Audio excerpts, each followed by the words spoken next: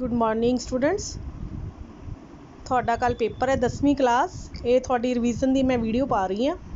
ਸਿਰਫ ਇਹਨੂੰ ਤੁਸੀਂ ਧਿਆਨ ਨਾਲ ਦੇਖਣਾ ਹੈ ਅਤੇ ਤੁਹਾਨੂੰ ਕਾफ़ੀ ਗੱਲਾਂ ਜਿਹੜੀਆਂ ਬੇਸਿਕ ਸਮਝ ਆ ਜਾਣਗੀਆਂ। ਅਤੇ ਮੈਨੂੰ ਪੂਰੀ ਉਮੀਦ ਹੈ ਤੁਸੀਂ ਇਹ ਵੀਡੀਓ ਤੁਹਾਨੂੰ ਬਹੁਤ ਹੈਲਪ ਕਰੂਗੀ ਤੁਹਾਡੇ ਪਾਸ ਹੋਣ ਦੇ ਵਿੱਚ। ਘਬਰਾਉਣਾ ਕਿਸੇ ਨੇ ਨਹੀਂ, ਕਿਉਂਕਿ ਪੇਪਰ ਬਹੁਤ ਸੌਖਾ ਹੋਊਗਾ, ਮੈਨੂੰ ਪੂਰੀ ਉਮੀਦ ਹੈ। ਅਤੇ ਤੁਹਾਨੂੰ ਜਿਹੜੀ ਨੌਲੇਜ ਆ ਉਸ ਮੁਤਾਬਿਕ ਤੁਹਾਨੂੰ ਪੇਪਰ ਸੌਖਾ ਵੀ ਬਹੁਤ ਲੱਗੂਗਾ। ਤਾਂ ਆਪਾਂ ਤਿਆਰੀ ਸ਼ੁਰੂ ਕਰੀਏ ਜ਼ਿਆਦਾ ਸਮਾਂ ਨਾ ਲੈਂਦੇ ਹੋਏ। ਤੁਹਾਨੂੰ ਸਾਰਿਆਂ ਨੂੰ ਕੱਲ੍ਹ ਲਈ ਪਹਿਲਾਂ ਬੈਸਟ ਆਫ ਲੱਕ। ਸਭ ਤੋਂ ਪਹਿਲਾਂ ਜਿਹੜਾ ਪਹਿਲੇ ਲੈਸਨ ਦੀ ਤਿਆਰੀ ਹੈ ਉਹਦੇ ਵਿੱਚ ਯੂਕਲਿਡ ਵੰਡ ਐਲਗੋਰਿਦਮ ਰਾਹੀਂ ਫਾਰਮੂਲਾ ਅਸੀਂ ਯੂਕਲਿਡ ਵੰਡ ਐਲਗੋਰਿਦਮ ਦਾ ਕੀ ਪੁੱਛਿਆ ਜਾ ਸਕਦਾ ਹੈ। ਤਾਂ ਫਾਰਮੂਲਾ ਕੀ ਹੈ ਯੂਕਲਿਡ ਵੰਡ ਐਲਗੋਰਿਦਮ ਦਾ? ਭਾਜ ਇਜ਼ ਇਕੁਅਲ ਟੂ ਭਾਜਕ ਗੁਣਾ ਭਾਗਫਲ ਜਮਾ ਬਾਕੀ।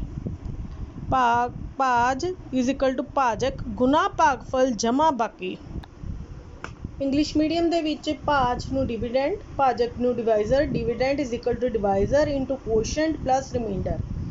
ਇਹ ਵੀ ਹੋ ਸਕਦਾ ਹੈ ਜਾਂ ਤੁਹਾਨੂੰ ਕੋਈ ਸਵਾਲ ਦਿੱਤਾ ਜਾ ਸਕਦਾ, ਇਹਨੂੰ ਕਹੇਗਾ ਵੀ ਪੁੱਛੋ ਦੱਸੋ ਕਿਹੜਾ ਭਾਜ ਹੈ, ਕਿਹੜਾ ਭਾਜਕ ਹੈ। ਜਿਵੇਂ 40 ਨੂੰ ਮੈਂ 3 ਨਾਲ ਭਾਗ ਕੀਤਾ ਤਾਂ ਉੱਤਰ 13 ਆਇਆ ਅਤੇ ਨੀਚੇ ਆਪਣੇ ਕੋਲ ਮੇਰੇ ਕੋਲ 1 ਬਚਿਆ।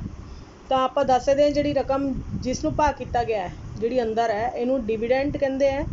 ਜਿਹਦੇ ਨਾਲ ਭਾਗ ਕੀਤਾ ਗਿਆ ਇਹਨੂੰ ਭਾਜਕ ਕਹਿੰਦੇ ਹੈ। ਜਿਹੜਾ ਆਪਣੇ ਕੋਲ ਇੱਧਰ ਉੱਤਰ ਆਇਆ ਸੋਲਵ ਕਰਕੇ ਇਹਨੂੰ ਕੋਸ਼ੈਂਟ ਕਿਉਂ ਕਹਿੰਦੇ ਹੈ, ਭਾਗਫਲ ਕਹਿੰਦੇ ਆ ਇਹਨੂੰ। ਇਹ ਭਾਗਫਲ ਹੈ, ਇੱਕੋ ਕਲਰ 'ਚ ਤਾਂ ਹੀ ਦਿੱਤਾ।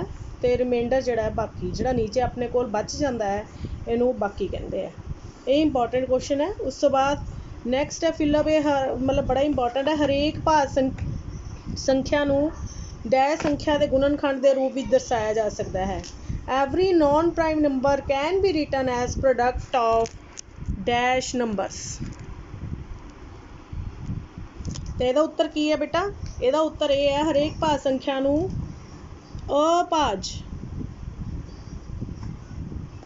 ਅਭਾਜ ਮਤਲਬ ਪ੍ਰਾਈਮ ਨੰਬਰ ਦੇ, ਹਰੇਕ ਨੋਨ ਪ੍ਰਾਈਮ ਨੰਬਰ ਨੂੰ ਪ੍ਰਾਈਮ ਨੰਬਰ ਦੇ ਫੈਕਟਰਸ ਦੇ ਵਿੱਚ ਦਰਸਾਇਆ ਜਾ ਸਕਦਾ ਹੈ।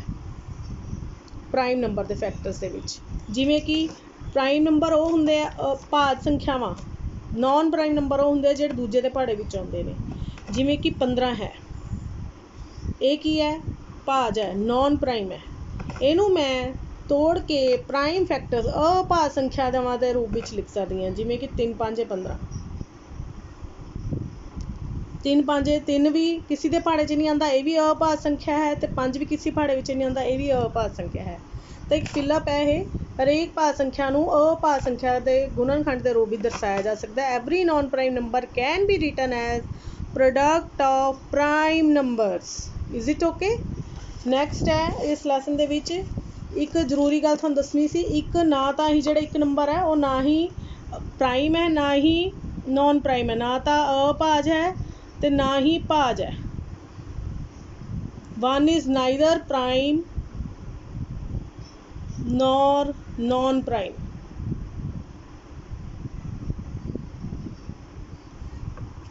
ਇੱਕ ਨਾ ਤਾਂ ਅਭਾਜ ਹੈ ਨਾ ਹੀ ਭਾਜ। One is neither prime nor prime. Is it okay? ਉਸ ਤੋਂ ਬਾਅਦ ਦੋ ਸੰਖਿਆਵਾਂ ਦਾ ਜੋੜ, ਦੋ ਪ੍ਰਮੇਯ ਸੰਖਿਆਵਾਂ ਦਾ ਜੋੜ।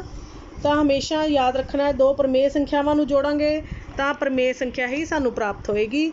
ਦੋ ਅਪਰਮੇਯ ਨੂੰ ਜੋੜਾਂਗੇ ਤਾਂ ਅਪਰਮੇਯ। ਇੱਥੇ ਲਿਖਾਂਗੇ ਪਰਿਮੇਯ ਮੇਯ। ਦੋ ਪ੍ਰਮੇਯ ਸੰਖਿਆਵਾਂ ਦਾ ਜੋੜ ਪ੍ਰਮੇਯ ਸੰਖਿਆ ਹੁੰਦੀ ਹੈ। Sum of two rational number is a rational number. ਜੇ ਰੈਸ਼ਨਲ ਨੰਬਰ ਦਾ ਸਮ ਪੁੱਛਿਆ ਰੈਸ਼ਨਲ ਨੰਬਰ ਦਾ ਤਾਂ ਰੈਸ਼ਨਲ ਨੰਬਰ ਆਏਗਾ। ਜੇ ਦੋ ਅਪਰਮੇਯ ਸੰਖਿਆਵਾਂ ਦਾ ਜੋੜ ਪੁੱਛਿਆ ਤਾਂ ਇਰੈਸ਼ਨਲ ਅਪਰਮੇਯ, ਸੌਰੀ ਇਹ ਪੰਜਾਬੀ ਦੇ ਵਿੱਚ ਹੈ ਅਪਰਿਮੇਯ। Sum of two irrational number is a irrational number. Is it okay? ਅਤੇ ਤੀਜਾ ਕੁਐਸਚਨ ਇੱਦਾਂ ਆ ਸਕਦਾ ਹੈ ਕਿ ਇੱਕ ਪ੍ਰਮੇਯ ਅਤੇ ਇੱਕ ਅਪਰਮੇਯ ਸੰਖਿਆ ਦਾ ਜੋੜ ਵੀ ਡੈਸ਼ ਸੰਖਿਆ ਹੁੰਦੀ ਹੈ। ਇਹਦਾ ਉੱਤਰ ਕੀ ਹੈ? ਜਦੋਂ ਬੇਟਾ ਇੱਕ ਪ੍ਰਮੇਯ ਅਤੇ ਇੱਕ ਅਪਰਮੇਯ ਸੰਖਿਆ ਜੋੜੀ ਨਹੀਂ ਜਾ ਸਕਦੀ ਤਾਂ ਇਹ ਇੱਕ ਅਪਰਿਮੇਯ ਹੀ ਹੋਏਗੀ। ਤਾਂ ਪੂਰੀ ਸੰਖਿਆ ਇੱਕ ਅਪਰਿਮੇਯ ਹੀ ਹੋਏਗੀ। ਸਮ ਆਫ ਟੂ ਰੈਸ਼ਨਲ ਐਂਡ ਇਰੈਸ਼ਨਲ। ਇਹਦੇ ਸੰਬੰਧ ਵਿੱਚ ਜਿਵੇਂ ਕੁਐਸਚਨ ਪੁੱਛਿਆ ਜਾ ਸਕਦਾ ਹੈ, ਜਿਵੇਂ ਵਰਗਮੂਲ 2। ਇਸ ਤਰ੍ਹਾਂ ਮੈਂ ਅਗਲੇ ਪੇਜ 'ਤੇ ਤੁਹਾਨੂੰ ਦੱਸਦੀ ਹਾਂ ਇਰੈਸ਼ਨਲ ਨੰਬਰ ਕਿਹੜੇ ਨੇ। ਪਰ ਇਸ ਤਰ੍ਹਾਂ ਇਹ ਸਾਰੀ ਅਪਰਿਮੇਯ ਸੰਖਿਆਵਾਂ ਨੇ। ਵਰਗਮੂਲ 2, ਵਰਗਮੂਲ 3, ਵਰਗਮੂਲ 4 ਨਹੀਂ ਹੈ, ਵਰਗਮੂਲ 5। ਠੀਕ ਹੈ? ਅਤੇ ਇਹਨਾਂ ਵਿੱਚ ਅਸੀਂ ਕੋਈ ਪ੍ਰਮੇਯ ਵੀ ਜੋੜ ਦਈਏ, ਮੰਨ ਲਓ 2 ਪ੍ਰਮੇਯ ਹੈ ਹਰੇਕ ਨੰਬਰ ਜਿਹੜਾ 1 2 3 4 ਜਾਂ -1 2 3 4 ਇਹ ਸਾਰੇ ਪ੍ਰਮੇय ਸੰਖਿਆਵਾਂ ਹੁੰਦੀਆਂ ਨੇ। ਵਰਗਮੂਲ 2 ਜਮਾ ਇਹ ਅਪਰਮੇय ਹੈ, ਇਹ ਪ੍ਰਮੇय ਹੈ। ਇਹਨਾਂ ਦੋਨਾਂ ਨੂੰ ਜੋੜ ਕੇ ਜਿਹੜੀ ਸੰਖਿਆ ਬਣੂਗੀ, ਸੰਖਿਆ ਵੈਸੇ ਜੁੜਨੀ ਨਹੀਂ, ਪਰ ਇਹਦਾ ਉੱਤਰ ਕੀ ਆਏਗਾ? ਅਪਰਮੇय। ਤਾਂ ਇਹ ਪੂਰੀ ਵੀ ਕਿਹੜੀ ਸੰਖਿਆ ਹੋ ਗਈ? ਅਪਰਮੇय। ਇਸ ਤਰ੍ਹਾਂ ਤੁਹਾਨੂੰ ਕੁਛ ਵੀ ਪੁੱਛਿਆ ਜਾ ਸਕਦਾ ਹੈ। ਤੁਹਾਨੂੰ ਮੈਂ ਅਗਲੇ ਪੇਜ 'ਤੇ ਦੱਸਦੀ ਹਾਂ ਪ੍ਰਮੇय ਅਤੇ ਅਪਰਮੇय ਦੀ ਪਹਿਚਾਣ ਕੀ ਹੈ। ਪਰ ਵੈਸੇ ਧਿਆਨ ਰੱਖਣਾ ਕਿ ਵਰਗਮੂਲ 2 3 5 ਜਿਹੜੀਆਂ ਨੇ ਅਪਰਮੇय ਹੁੰਦੀਆਂ ਨੇ। ਅਪਰਮੇय ਦੇ ਵਿੱਚ ਕੁਛ ਵੀ ਤੁਸੀਂ ਜੋੜੋਗੇ ਤਾਂ ਉਹਦਾ ਉੱਤਰ ਵੀ ਅਪਰਮੇय ਹੀ ਆਏਗਾ। ਸਮਝ ਲੱਗ ਗਈ ਮੇਰੀ ਗੱਲ? ਨੈਕਸਟ ਹੈ ਵੈਰੀ ਇੰਪੋਰਟੈਂਟ, ਪ੍ਰਮੇय ਅਤੇ ਅਪਰਮੇय। ਆਹ ਇੱਕ ਚੀਜ਼ ਹੈ ਜਿਹੜੀ ਮੈਂ ਥੋੜ੍ਹਾ ਜਿਹਾ ਕੋਸ਼ਿਸ਼ ਕੀਤੀ ਤੁਹਾਨੂੰ ਸਮਝਾਉਣ ਦੀ। ਪ੍ਰਮੇय ਸੰਖਿਆਵਾਂ ਕਿਹੜੀਆਂ ਨੇ? ਵਰਗਮੂਲ ਦੀਆਂ। ਪਹਿਲਾਂ ਤਾਂ ਆਪਾਂ ਵਰਗਮੂਲ ਵਾਲੀਆਂ ਦੇਖਾਂਗੇ। ਵਰਗਮੂਲ 4, ਵਰਗਮੂਲ 9, 16, 25, 36, 49, ਇੱਦਾਂ 64, 81, 100 ਇਹੀ ਰਕਮਾਂ ਲਈਆਂ ਨੇ। ਇਹਨਾਂ ਵਿੱਚ ਖਾਸ ਗੱਲ ਕੀ ਹੈ? 225 ਤੱਕ। ਇਹਨਾਂ ਵਿੱਚ ਖਾਸ ਗੱਲ ਕੀ ਹੈ? ਜਦੋਂ ਇਹਨਾਂ ਨੂੰ ਤੋੜ ਕੇ ਲਿਖਿਆ ਤਾਂ ਇਹ ਸੇਮ ਰਕਮ ਨਾਲ ਗੁਣਾ ਕਰਕੇ ਬਣੀਆਂ ਹੁੰਦੀਆਂ ਨੇ। 2 ਦੂਣੀ 4, 3 ਤੀਆ 9, 4 ਚੌਕੇ 16, 5 ਪੰਜਾ 25, 6 ਛਿੱਕਾ 36, 7 7 49, 8 8 64, 9 9 81, 10 10 100, 11 11 121, 12 12 144, 13 13 169। ਦੇਖੋ ਇਸ ਤਰ੍ਹਾਂ ਮੈਂ 15 ਤੱਕ ਦੀਆਂ ਪੂਰੀਆਂ ਸੰਖਿਆਵਾਂ ਲਿਖੀਆਂ ਨੇ। ਤਾਂ ਜਿਹੜੀ ਆਹ ਨੀਲੇ ਰੰਗ ਦੇ ਵਿੱਚ ਸੰਖਿਆਵਾਂ ਨੇ, ਵਰਗਮੂਲ 4 9 16, 4 ਚੌਕੇ 16, ਵਰਗਮੂਲ 25 5 5 25 ਇਹ ਸਾਰੀਆਂ ਪ੍ਰਮੇय ਨੇ। ਬਾਕੀ ਸਾਰੀ ਵਰਗਮੂਲ ਵਾਲੀ ਸੰਖਿਆਵਾਂ ਜਿਹੜੀ ਇਹਨਾਂ ਦੇ ਵਿਚਕਾਰ ਆਉਂਦੀ ਹੈ, ਜਿਵੇਂ ਕਿ 4 ਤੋਂ ਪਹਿਲਾਂ ਕਿਹੜੀਆਂ ਆਉਂਦੀਆਂ ਨੇ? ਵਰਗਮੂਲ 2, ਵਰਗਮੂਲ 3 ਅਪਰਮੇय। ਵਰਗਮੂਲ 4 ਤੋਂ 9 ਦੇ ਵਿਚਕਾਰ ਕਿਹੜੀਆਂ ਆਉਂਦੀਆਂ ਨੇ? 5 6 7 8 ਇਹ ਸਾਰੀਆਂ ਅਪਰਮੇय ਦੇ ਵਿੱਚ। 9 ਤੋਂ 16 ਵਿਚਕਾਰ ਕਿਹੜੀਆਂ ਆਉਂਦੀਆਂ ਨੇ? 10 11 12 13 14 15 ਇਹ ਸਾਰੀਆਂ ਅਪਰਮੇय ਹੁੰਦੀਆਂ ਨੇ। ਇਸ ਤਰ੍ਹਾਂ ਇਹ ਸਾਰੀ ਸੰਖਿਆਵਾਂ ਦਾ ਮੈਂ ਦੇਖੋ ਲਿਖਿਆ 49 ਤੋਂ 64 ਦੇ ਵਿੱਚ, ਮਤਲਬ 50 ਤੋਂ ਲੈ ਕੇ 63 ਤੱਕ ਵਰਗਮੂਲ ਵਾਲੀ ਸਾਰੀ ਸੰਖਿਆਵਾਂ ਅਪਰਮੇय ਹੋਣਗੀਆਂ।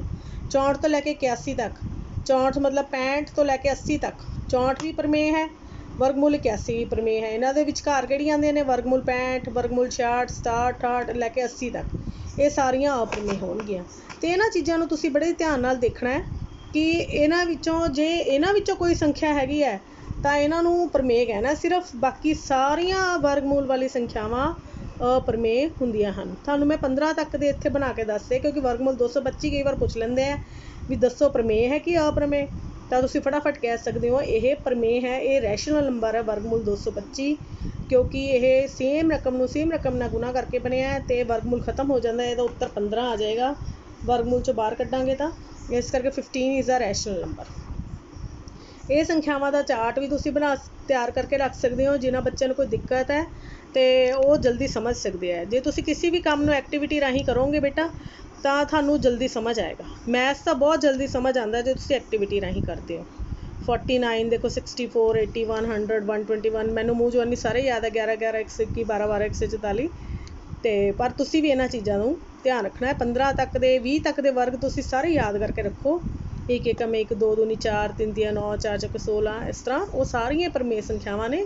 ਬਾਕੀਆਂ ਇਹਨਾਂ ਵਿਚਕਾਰ ਆਉਣ ਵਾਲੀਆਂ ਸਾਰੀਆਂ ਅਪਰਮੇय ਹੁੰਦੀਆਂ ਨੇ। Is it okay? ਮੈਨੂੰ ਲੱਗਦਾ ਤੁਹਾਨੂੰ ਮੇਰੀ ਗੱਲ ਪੂਰੀ ਤਰ੍ਹਾਂ ਸਮਝ ਆ ਗਈ ਹੈ।